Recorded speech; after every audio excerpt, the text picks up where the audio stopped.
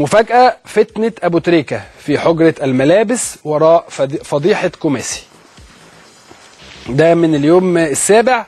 فجر أحد لاعبي المنتخب الوطني مفاجأة من العيار الثقيل كشفت عن سر من أهم أسرار السقوط الكبير والفضيحة المدوية التي تعرض لها المنتخب الوطني في مباراة الذهاب أمام غانا. وتأكيدا بحسب تصريحات لأحد النجوم وتأكيدا من باقي زملائه، ولكنهم رفضوا أن تذكر أسماءهم عندما أكد أن محمد أبو تريكة لاعب النادي الأهلي والمنتخب كان أحد الأسباب الرئيسية التي أدت لهذه الخسارة المدوية. قال اللاعب أنه عقب إعلان بوب برادلي المدير الفني للفراعنة ال11 لاعبا الذين سيبدأون المباراة في حجرة الملابس كان من بينهم طبعا أبو تريكة، فوجئ الجميع بطلب أبو تريكة عدم تواجد اللاعبين الاحتياطيين في المحاضرة الأخيرة والتي تسبق المباراة واقتصارها فقط على الأساسيين، وهو ما تسبب في غضب النجوم الكبار حسني طبعا وشيكابالا والمحمدي وسيد معوض وعمرو زكي، ولعل مشهد ما بعد المباراة وحالة الهياج التي انتابت بعض البدلاء وعلى رأسهم عمرو زكي وعبد رب والمحمدي وشيكا أبرز دليل على وقع الصدمة في نفوس النجوم. مش فاهم الحقيقة، هل لو كان أحد اللاعبين قال هذا الكلام بالفعل فأنا أعتقد إيه المشكلة لما احنا مثلا ما كنت بلعب في النادي الاسماعيلي او كنت بلعب في النادي الاهلي او في نادي الزمالك او في الاولمبي او في حرس في اي حته، كنا بنقعد ال11 اللي بيلعبوا كنا بنلم بعض وبنقعد مع بعض ونتكلم مع بعض ونقول للناس كلها اتفضلوا يا جماعه، يعني ما كانش في اي مشكله. ايه المشكله في الكلام ده؟ يعني انا مش فاهمها الحقيقه.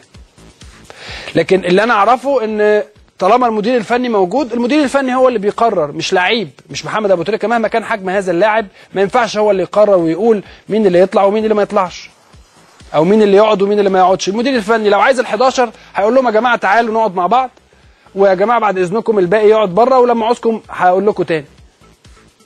لكن ان محمد ابو تريكه، ممكن محمد ابو تريكه يكون قرر ان ال11 يقعدوا مع بعض بصفته واحد من كباتن منتخبنا القومي وواحد من اللاعبين الكبار في منتخبنا القومي.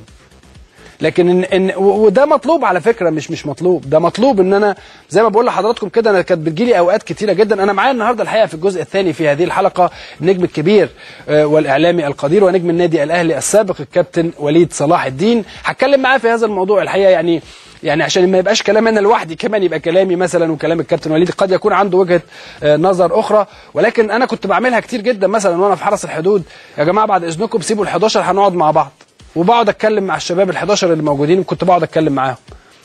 فايه المشكله في هذا الكلام؟ يعني ما اعتقدش ان قد يكون هذا الامر هو اللي ادى للهزيمه الكبيره جدا اللي احنا هزمنا بيها.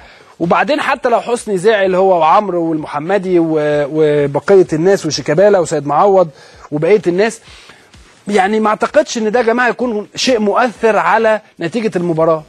ممكن انا يكون زعل مثلا حسني هيروح لابو تريكه يقول له ابو تريكه لا انا زعلان منك يعني. لكن ايه ده علاقته بعلاقه المباراه؟ ما يعني او بنتيجه المباراه؟ انا الحقيقه مش فاهمها.